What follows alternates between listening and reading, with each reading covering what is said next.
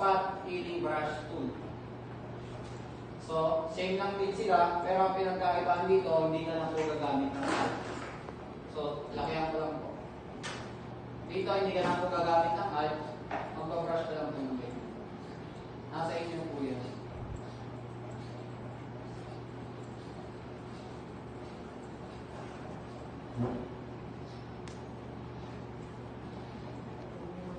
Okay. Next. Para po mabago po yung kulay, halimbawa natapos na kayo mag-brush tool, lahat po ng patsi-patsi na to, nakulayan na, o napantay nyo na yung kulay. So, kailangan nyo po buhayin yung kulay po ng tao. Gagamit naman po kayo ng pen tool. Ito po si pen tool. Si pen tool, testing po muna natin sa buhok. So, click nyo lang po yan, si pen tool. Click. Kasi pag dudugtong-dugtongin po natin yan. Medyo matrabaho lang po ito kay pen tool.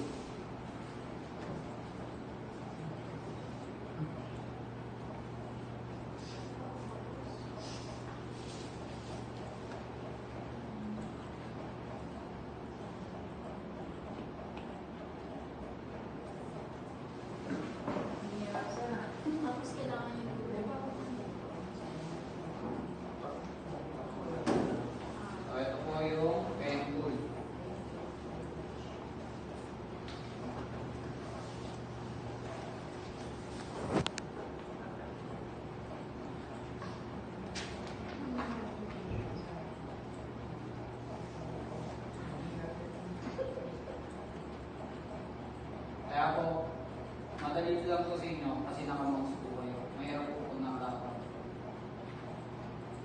So, ito po, naka-highlight na po yung taas. So, control, tapos enter.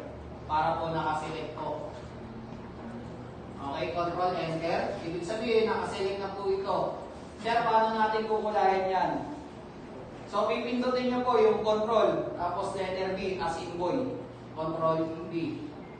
So, ito po yung color balance natin. Sir, paano kapag nakalimutan ko yung control B? Punta po kayo dito kay image. Image. Adjustment.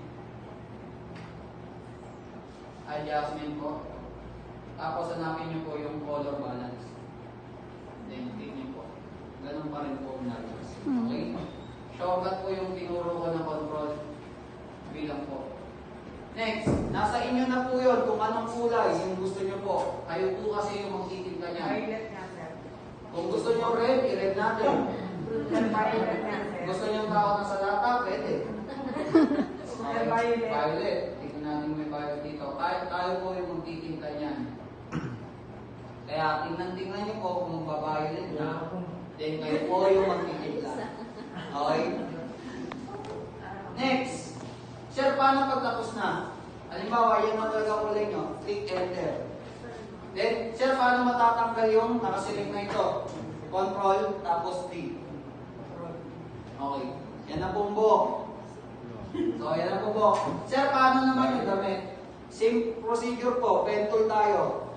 Pagka pen tool, click natin. O, natin is dito. Dito. Hanggang po maidugtong natin siya sa dulo. Click. Click natin. Dito. So, ibig sabihin na ito ng pen tool, kung ano lang po yung sininik natin, yun lang po yung kukulayan natin. Kunyari, ito po muna sa kwelyo. Then, control enter ulit. Sir, anong kulay gusto natin? Control B. Tayo na po ang bahala magtimpla kung anong kulay. Then, ito po, kung makikita nyo po ito, manong-mano nyo po yung gagawin. Level pa rin. Nakita nyo po yung detail ng design. Naka-detail po. Ayaw din po mag-pen tool. Kaya po, sir, mali masyado. I-zoom natin, control, plus sign. Okay. Then makikita na natin. Pen tool ulit. Ano-mano yan, no? Okay. Ano-mano po kayo niyan? dapat maging buhay ulit yung kulay niyan. Sabi ko may application sa cellphone, yung gumagana. Tapos iba na. Yung photo ay nandiyan po sa